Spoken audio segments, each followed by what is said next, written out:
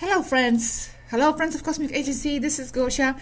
Let's begin with the second episode of the monthly recap, and this time it is for August.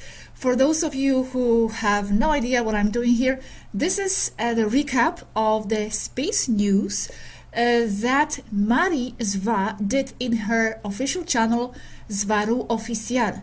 And who is Mari Zva? She is a 16-year-old extraterrestrial Pleiadian, Taigetan Pleiadian in the orbit of the Earth, who has been sharing direct information from the space orbit, from their ship. Right now it is the Sadicleya, the name of the ship, for almost 2 years now.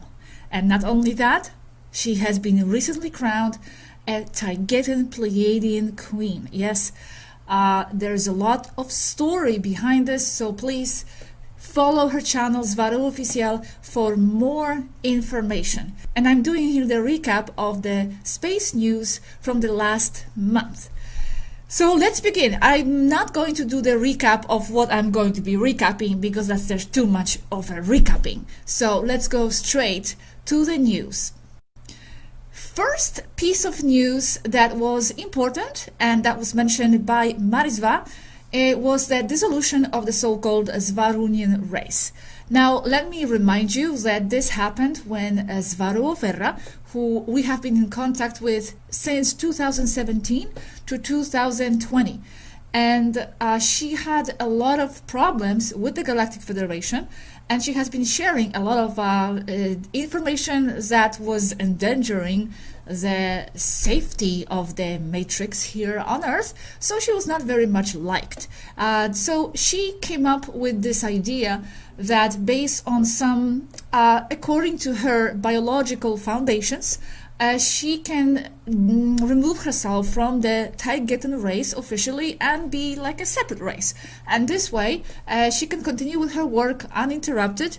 It was a political move, so this way she was not belonging to the Federation, so she wanted to be free. So as I said, it was a political move, even though she did have her genetic and biological reasons also for doing that. And since Zvaru, then Athena, Mari, Yaski, they used to call themselves as Zvarunian race. But as Mari here states, there is actually no biological support and no genetic support for this claim. And she is explaining that this was a political move from Zvaru. And she's also saying that this is not a contradiction, this is just an evolution of the same subject. This idea came up when she was suggested by then Queen Alanim to be a successor, to be a Taigetan queen. So you could say that this was also a political move by Mari Zvaru, by Mari Zva. However, she's explaining here, and very logically it makes sense, that there is actually no biological reason for the Zvarunians to be viewed as a separate race, because she's explaining that this supposed mutated DNA, something that was supposedly making them different from Taigetans, it actually appears among Taigetans, and also it can also appear in Lyrians in general, regardless of the race. All these abilities that Zvaru had, and Yaski has, and Mari herself has, and Athena, doesn't define them to be a specific separate race, because we always say, and they always say, we can all develop these abilities. This potential is in all of us, in all the Lyrians, even in humans on Earth, and that wouldn't make us a separate race. She's also stating that parthenogenesis, which was another argument by Zvaru, parthenogenesis is also possible among Lyrian races, among Taigetans in general. It doesn't make those women be separate race. And also, as she explains, some Zvarus from Zvaru 9 and above had a father. They actually had a father. So how can you be a species of your own if you depend on a representative of another gender from another race? So in order to reproduce. So she's using this argument here as well. And as Yaski actually said herself, and Mari said that Yasky reluctantly agreed. I asked Yasky recently, why did you reluctantly agree to this? And Yasky simply said that she agrees with Mari, but she just liked the idea of us being a separate race. But she does agree with Mari and her very logical explanation behind it. So that is it. We are changing all the names on the website. It's not going to be Zvarunian anymore, which is actually kind of better in a way. I think I said that in the past recap, because it's like when I do the interviews and I'm saying Taigetan and Pleiadians and Zvarunians, like who are Zvarunians, and I have to explain this. So now it's all Taigetans, and that's much easier for everybody. Let's continue to the next piece of news, and this is galactic federations. We're going to be talking about galactic federations a lot here in this recap. The Galactic Federation's response to attack on Alanim. Alanim, recently Queen Alanim has been attacked, and she is currently in the pod, in Temer, a medical pod, recovering. She is still there. So the response came from the Galactic Federation, not from the Saturn level, where the attack actually came from. The response came from the Viera, from the local Andromedans and other representatives there of the local federation, and they basically just confirmed, okay, it's not us, we didn't do this, we have nothing to do with this, and we are very sorry for what happened. And Mari here feels their response was very wishy-washy, and it's like they're trying to sweep it under the rug, not caring enough, even though the proof has been provided. The proof has been provided that the attack came from the... However, the higher Saturn Federation levels are totally inaccessible, and the Andromedans, this is what they use again as well as an excuse that we have nothing to do with this and we have no one to appeal this to. You can't even go there. Like even if you fly there, because Matthias, my partner, he said, well, why don't they just fly there, take their ships, the hardest, strongest military operation starships, and just go there and, you know, kind of barge in. You can't even fly there. This is a totally strictly forbidden no-fly zone by the Federation, and all the spaceships that come close, they are immediately kicked out. As Anneka explained here in this video, this is the video that was made some time ago. The information was given in 2021. The Federation, like I'm saying, this is totally inaccessible. In this video, she's talking about this. So as you see, it was already back in 2020, 2021, being discovered and being noted by the Taigetans that something is shady going on here with the Federation, and the topic of this is just growing and developing and being so much more strengthened by Marizva and by her actions, which I will go into a bit later. So all these attacks on Mari, I'm referring to the attacks on Mari, just added to the ongoing rupture between the Federation, Taigetans, Alfratans on the Council. This is just becoming worse and worse.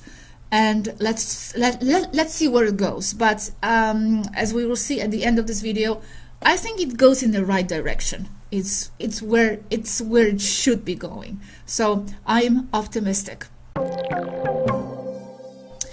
Now the next piece of news, Toleka. Toleka spacecraft that has been here since 1935 has arrived in Temer and is now being repaired. It is the first ship of its class, 89 years old, terrestrial time, of course. It is an emblem for all the terrestrials. And not only for the terrestrials, also for you, for the subscribers who have been following this story since the beginning. So it is a very historical ship. As Mari here explained, it is an end of an era. And everybody was pretty sad that Toleka left. It was an emotional moment for them. Now I would like to mention here something that Athena Svaru talked about in 2022, And this is about hyperspace jumps, how the large aircraft actually go through hyperspace, because it's a bit different for them than for the smaller craft. And Toleka has been is very damaged, so it was very worrying for them to be sending her off through the hyperspace, because the hyperspace jump is not moving, but it still requires a lot of strength from the engines. And as you know, Toleka's engine have been very weak, so the time that normally would take maybe 7 hours or so to reach Taygeta from here, it took Toleka several days. And in this Athena's video here, she actually explains, there are 2 videos on this topic. It's very interesting if you want to look this up, about how the large spacecrafts move through the ether and what it takes for the engines to actually do this jump, do this toroidal immersion jump. And here she explains, I'm going to read this part just to make like a teaser for that video if you want to check it out, check it out again. She says this: if Temer has a simple value of 10 and Earth of 100, a ship will change its frequency with its engines sequentially. So it will be 10. And that is if the ship wants to come from Temer to Earth. So it will be 10, then it will impose 11 frequency address. And when that is executed, it will impose 12 and then 13, 14. So the frequency of changing the molecules and not changing the toroidal frequency of the whole ship will be imposed upon the ship and the crew inside it sequentially. Another point about this step-by-step progression of displacement within hyperspace is that this maneuver I just described is used on large ships like Toleka, which weighs about 20 million metric tons. The reason is that 20 million tons of metal are difficult to convert with a simple immersion inside an energetic toroid. This is because it takes an enormous amount of energy to change the frequency of so much metal, which demands an enormous stress for its engines, and Toleka's engines have been weak. And even then, a large ship will have or suffer from a phenomenon of molecular resistance, for lack of a better translation. That is to say that a large mass object, when being immersed in its toroid of its engines, will tend to change frequency from the hull part towards the interior, with a significant time lag between the outer and inner parts of a large mass ship. So check these 2 videos. The links are going to be here somewhere in the corners. If you are interested to know how Toleka made this jump. Now, we asked Yaski what's going to be of Toleka, whether it's going to be dismantled, and she said she's pretty sure that it's not going to be dismantled. She said she doesn't know yet, and she hasn't been told, but she doubts enormously that it would be dismantled. It is a historic ship. First, they would convert it into the hotel or something, a museum. Very few ships have such a huge history like Toleka. For example, talking about Toleka history, what happened from Toleka? The whole story of the Vril girls and the Nazis, that story happened from Toleka. Now, I'm not going to discuss this from the, was it right, was it wrong, what happened there. I'm not discussing that.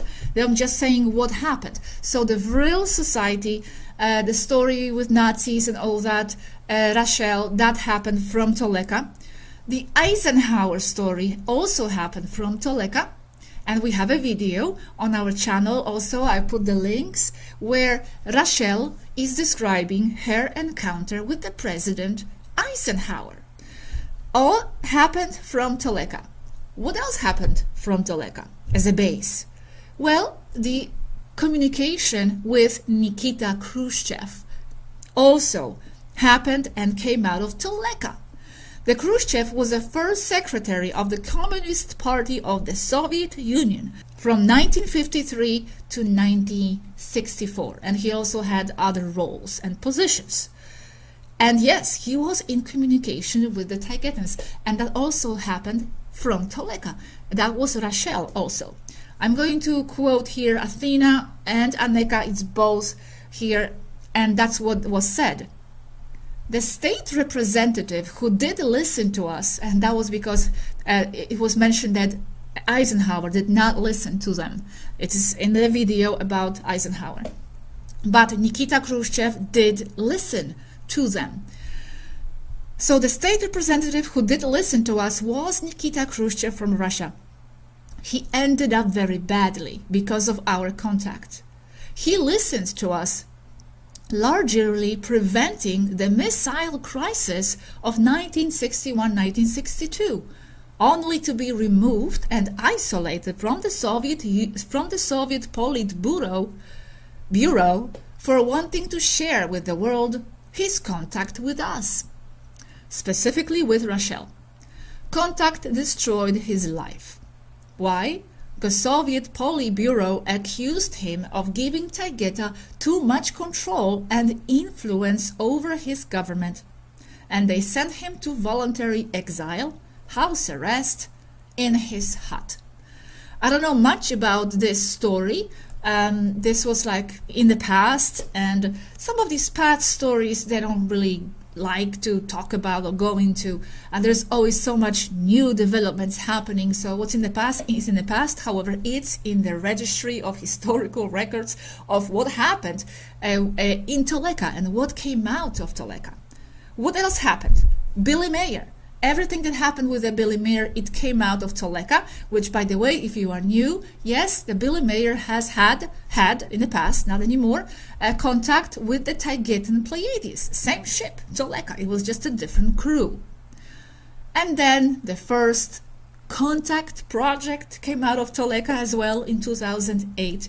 And of course, as Yaski here said, this disclosure, this project that we have been doing also came out of Toleka, which is also historical. So there is a lot of stories and histories attached to Toleka. And well, now it's the time for Sadicleya to start creating its own history, and let's see what happens. I would say that a lot of things are already happening that will be historical, I am sure.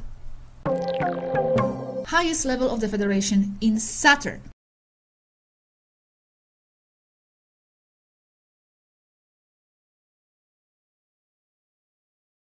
Now the move to Sadicleya, to their new ship, Marisva's flagship, has been concluded in a way. And I say in a way because it's been a lot of work, hundreds of boxes, as Yaski said, and many of these boxes are still unpacked. It was very hard to move, a lot of work, because as Yaski said, so many things have been were dispersed across this almost 2-kilometer long spaceship, and you had to go and recover all these things, make sure you don't leave anything behind. In fact, they had to leave a lot of things behind, and it was hard for them, as Yaski said, to make sure to decide, how it is to let things go and then decide which ones to take with you. For example, as Yaski said, she had to leave her 3-wheel scooter behind. This is it. This is the image she sent us, and this is very similar to what she actually had, and it was the same Spider-Man design. So she had to leave it behind, and she said it was kind of becoming smaller for her, even though she's not growing. So I was asking, what do you mean smaller? You're not growing. And she said, well, it feels like it's becoming smaller. Something is just not right with it. So she left it behind, and she actually got an electric scooter, and she already got hurt. She fell somewhere. Actually, this is going to be in the next video, well, not in the next video, in one of the future videos, where I will share this conversation, casual conversation that we just had, Robert and I, with Yaski, talking about some of these things. As you know, Sadicleya looks very similar on the outside. It's white. Toleka was like blackish. However, as Yaski says, you can note differences on the inside. And they still have a lot of exploring to do. And they still get lost inside the ship. And there are many advances, many new advances. And it works. Everything works. So it's a break from the previously from the previous situation where something was always not working properly. In Toleka, some of the things were not even used yet, some of the spaces. And many furniture, for example, a lot of the furniture is still in their protective covers. So there's still a lot of unpacking. For me, this is my favorite part of the moving. I always like to take everything out of the box. I put a music on and I'm having a good time. So I told Yaski if I was there, I would help her with that because I like that. However, I'm not sure she will let me, because when I asked her if she was helping with packing, she said, well, yes, I don't like anybody touching my stuff or something like that. So I'm not sure if unpacking she would accept my help. Now, this is going to be a fun fact. There's a new advance, something new on the ship. Something new on a ship they never had before. Even though these kinds of technologies, of course, exist, is nothing new, but they didn't have it on their ship. And that is Sadicleya's AI. As you know, Toleka's AI was moa, right? It's now back in Temer. Sadicleya also has its AI. It's called Sadi, but it actually comes in the form of an android. They have an android that looks like a person, like a Taigetan woman, who is basically an interface between the ship and the people on board. She is ship itself. So as Yaski here says, Sadicleya's AI for the first time incorporates an android, an anthropomorphic robot that interacts with the crew, but it is the ship itself. Did they turn it on? No, they are afraid of it. As Yaski said, they are afraid of that thing. And then Robert said, well, why are you afraid of it? I mean, this is nothing, it's not going to hurt you because it's a reflection of your society, right? The AI always reflects the creator. And Yaski, interestingly, said here that she admits that it is some kind of a influence from the earth, from watching too many terrestrial movies where the AI robot turns on its creator and kills them. So it gives them a little bit of a shady feeling. They don't want to turn it on. Like no one feels like they want to turn it on. They are just not used to having robots like this in general. Taygeta is not a society that is into robots too much. Now, how does she look? She looks like a Taygetan, young, blonde, very long, golden hair woman in a tight one-piece suit. And apparently, even her fingernails are painted. But it's sitting there somewhere in the closet and they don't want to turn it on. I would turn it on just for curiosity. Because, I mean, if something happens, whatever, if you don't like it, you can just turn it off. And Yaski said, well, we don't know how to turn it off yet. We don't know what's going to happen. So anyway, it's sitting there somewhere. I'm pretty sure that at some point they will try it. So that was a fun fact. This is also going to be covered in the conversation that I will publish. I will probably publish this conversation sometime after my vacation. And here I'm going to remind you very briefly before we go to the next piece of news. On the 12th of December, I'm leaving. Matthias and I, we're going on vacation for the first time in a long time. We're actually going to a nice place. I will tell you later. So I'm not going to be here until 23rd, okay? I'm going to be there. I'm taking my little phone with me, so I'll be checking, but no video. So this video will come after I'm back. Okay, let's go now to the very important information. This is to do with Galactic Federation. And I'm trying to speak fast, and still the time goes so fast. It's been 25 minutes since I've been rambling. Okay, now let's go to some diplomatic incidents that happened this month. On the 13th of August, an Andromedan wished to speak to Mari. So Mari went for a meeting, and the Andromedan supposedly asked Mari to stop slandering the Galactic Federation in her videos and to stop instigating other races, which of course she's not going to do, and she's going to do more of. and I support that, and I'm going to say something about this at the end. Following this incident, which was very strange, very kind of rude, Mari felt bad, like, you know, something was off about this meeting, and following this meeting, this incident, the Galactic Federation informed the Taygetans that they are actually canceling the second contact program. So unfortunately, the program cannot continue, because if they did continue, there would be sanctions against them. And we know that one of these sanctions could have something to do with the internet communication and Mari's channel and all that. And the reasons they gave is because the program supposedly is going to go against the interest of the Galactic Federation, even though the Taygetans were just supposed to be starseeds and not spreading any specific extraterrestrial information.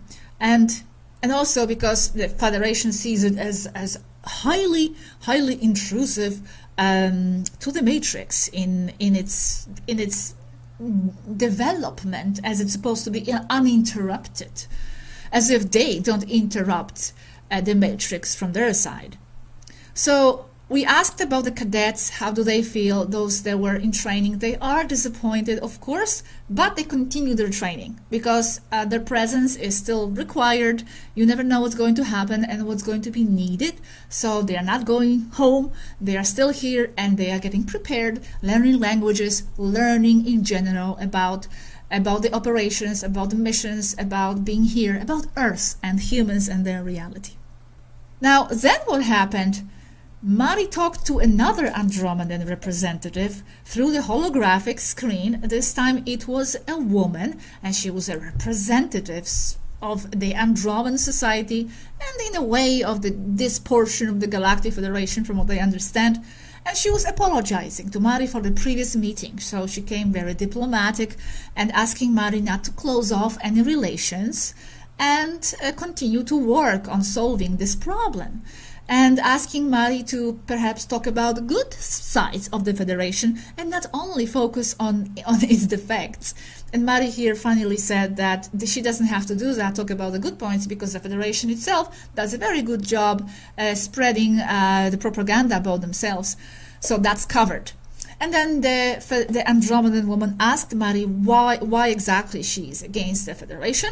So Mari gave her points. Of course, more of this, you can go to Mari's videos herself, see what she said thoroughly on each of these subjects.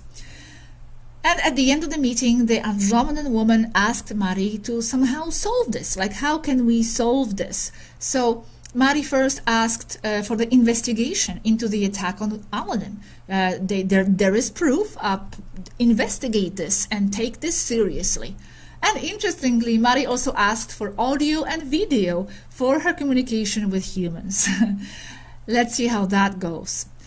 Although I have a feeling how it's going to go. I'll continue with this subject, with the incidents and with the Federation, but let's just stop for a moment and talk about the new crew member.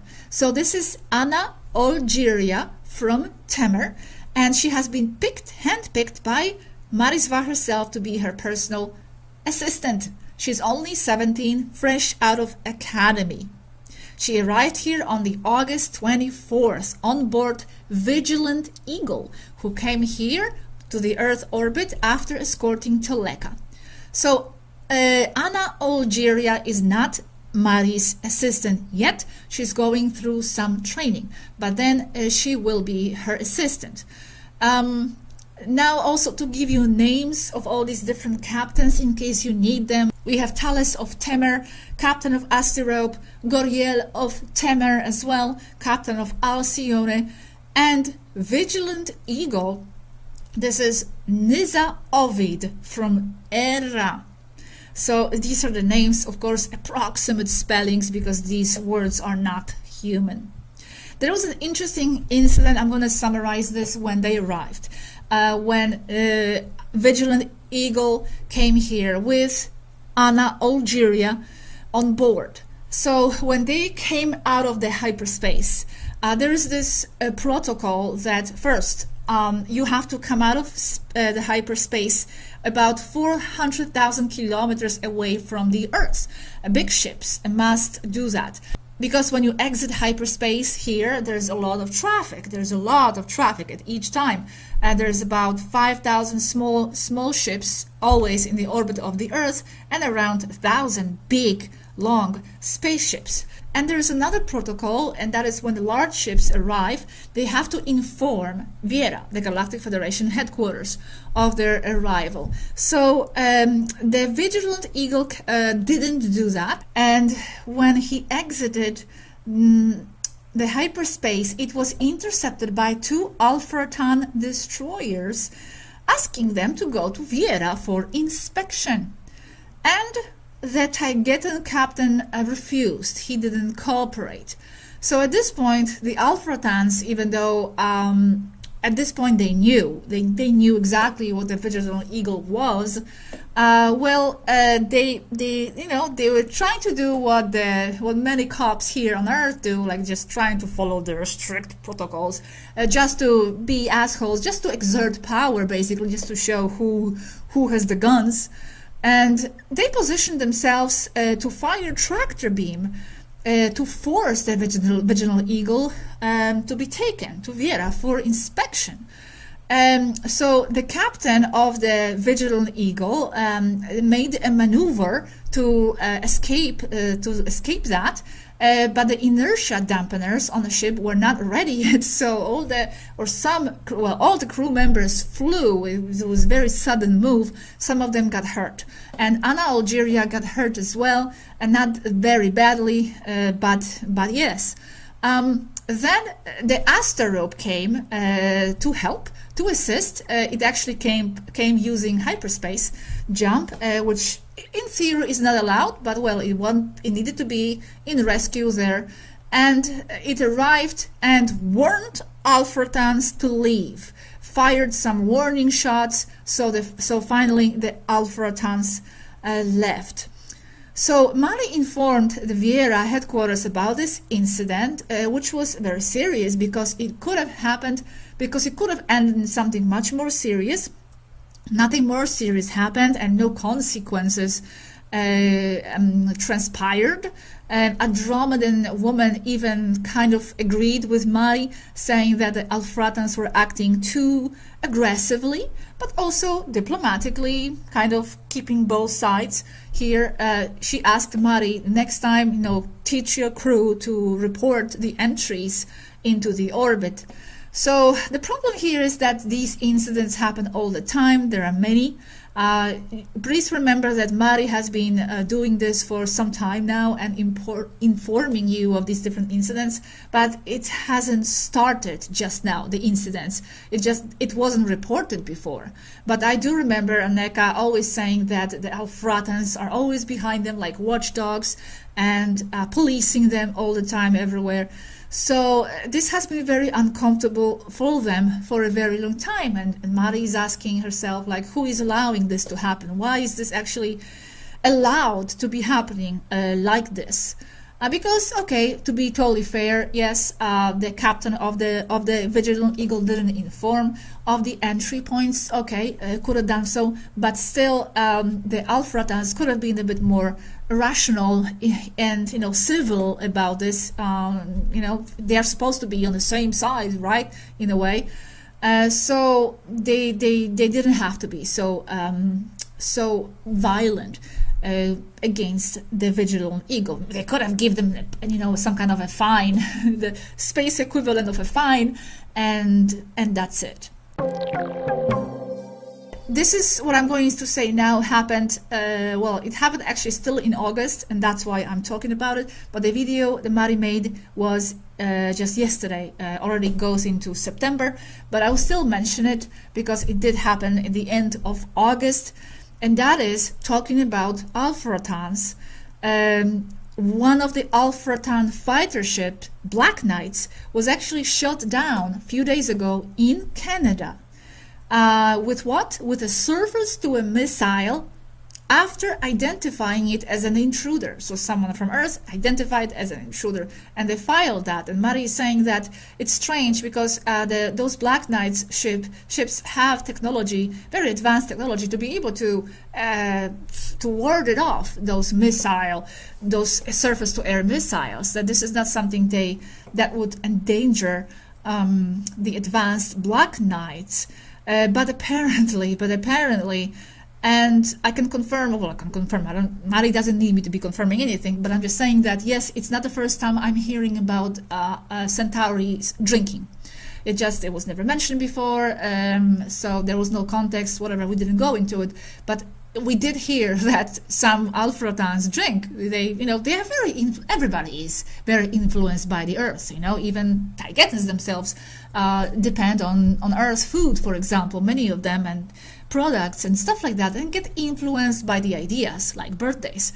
But also it means that there's also bad influence on whoever is a match to the bad influence, and Centauri picked up that habit of drinking. So I'm not saying everybody, I'm not saying they're all a bunch of drunks, okay? I'm not categorizing them to be this or that. I'm just saying that it happens, and it happened here because what happened here was that the pilots made a maneuver, and this maneuver to escape the missile, and that maneuver failed, and they crashed against the mountain. And it's not that they were killed by the missile, they were killed by that crash. So they were both reported dead, a pilot and a co-pilot. Athena, which is our dear what's the word? I forgot, super pilot or whatever. Top Gun, that's what I was going to say. Athena and Azrael, another Top Gun, they were sent in to assist in the Suzy Mark 6 fighter ship. However, when they got there, the wreck was already being taken by the Alfratans before people could arrive there, before Earth humans could arrive there. And just to remind you, Mari is also reminding you of this, that sometime back in this year, something similar happened, that 2 Alfratan pilots were shot down and taken into custody on Earth. And actually, as Mari says, nothing is known about them, or they don't know. So again, it seems like it's one of those stories that gets swept under the rug. No extraction was intended, as far as they know. If you want to know more about Alfratans, another name for them is Centauri. They are the numerous race present on Earth and in the orbit, in the vicinity of Earth, but also on Earth, even infiltrating many ranks of the human society, like on a high level. Like many politicians, for example, are actually Centauris, step-downs. So if you want to know more, a few years ago I made a video about Centauri. This is with Svaruoferra. However, keep in mind that some of the stuff that mentioned here, when it comes to history of the Alfratans, is probably not right, as Mari and also Urmas are uncovering. So keep that in mind, but for sure there's going to be still some information there that you can benefit from. And now, this is very important. This is the last piece of news for today. Mari, just a few days ago, she summoned Alcyone Council to a meeting. Alanim, she has been in power for 6 years. She's no longer in power, but she has done her job for 6 years, and one of her tasks was to show the evidence of the abusive and permissive nature of the Galactic Federation to the Alcyone Council and to other races, causing them all to distance themselves from the Galactic Federation. So this was achieved by Alanim, and this is just now strengthened and reinforced by Marisva. This was her first, or is going to be, I think already was, yes, it happened already, first official meeting with the Alcyone Council as a Taigetan queen. And officially now, except talking about races who are allies of the Taigetans, we also have Antarians on the Taigetan side. We still don't know much about them. I'm pretty sure Mari perhaps has the idea of making a video on Antarians specifically, but they are definitely officially on the Taigetan side. Also Urmas and also Lyrians from Vega, from Vega, and Mari is recruiting more races as we speak, and that's what's probably making the Federation really angry. That's the point that makes them angry the most. The treaties that are being happening all over the place now with other races, and treaties with Urma Council. Goriel, that has been attending those Galactic Federation meetings, is not going to be attending anymore, but they are looking into organizing their own meetings. And talking about the treaties, Alcyone Council is just about, or already has, Mari will talk about it any moment, is about to sign the military treaty with the Urma Avion Council. This is another type of a treaty. Now, I don't know specifics. Mari will talk about this because we know that they already have some sort of treaties with the Urmas, feline civilization, but this is some kind of another type military treaty, Alcyone Council and Urma Avion Council. Or maybe it's the Getens who had the treaty with the Urmas and not the Alcyone Council. Now it's going to be Alcyone Council, which is a representative of all Pleiadians. And I am very glad that this is progressing this way. Mari will be presenting in this Alcyone meeting her view on how to proceed with Earth, which actually I'm very curious about to know what is that view exactly, with more specifics on how to proceed with the Earth. But I'm glad this is moving on with such strong strength since Mari came now in power, because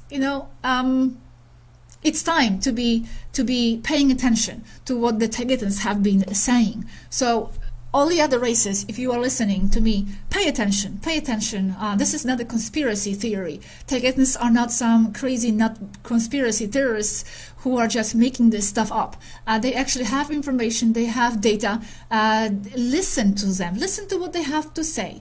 If you claim to be open and all-inclusive, well, look at their information. Look at what they have to say. Look at the situation closely and pay attention, because this is, I believe, going to be bigger than we all think. And I commend Mari because when she came, she was pretty shy, and we always said, they also said, that she's not a warrior type, that she's more like a gentle and spiritual type of a person. But I can definitely see that warrior elements coming out of Mari Zvaru. This is the attitude of a warrior, and you don't have to be there with the sword fighting and kicking ass. She's kicking She's kicking the Galactic Federation's ass, and will be more so in the near future. Doing this, she said, is her mission, is her life mission. I think Athena said that at some point, that being a queen and doing all this is her life mission. This is what she feels. And Yaski also said that Marizva is the most powerful Zvaru. And it's amazing to hear this, because we need that kind of strength and power and courage in the person of a leader, because you need to have enormous determination and balls to be taking on such a conglomerate of the organization such as Galactic Federation, which we know doesn't only have benevolent races among its ranks, but who knows what shady elements are running there behind. So she's taking them all on, and we all are. We are all standing with you, Mari. We are all standing with you, Urma, Antarians, Alcyone Council, and we are paying attention, and we support you. Go. Let's go. Let's dismantle the circus. Let's make this place a better environment for everybody. Thank you, everybody, for watching me. More is coming. Watch Marizva's channel, Zvaru Oficial, for more space news. And stay tuned for my videos as well, as interesting stuff will be coming up. The next video I'm going to be making is actually a video on Yasky. I have the series now about Yasky. 2 episodes have been made, and now the third one, before my trip, I'm going to do this before my trip, is the update on Yasky. So this is just fresh conversation. A few weeks ago, a few months ago, June, July, I talked to Yasky about this, and we will update you on all these different points mentioned in Yasky series. Thank you, guys. I have to make this now in Spanish, so I'm gonna go. See you in the next video very, very, very soon. Bye bye, everybody.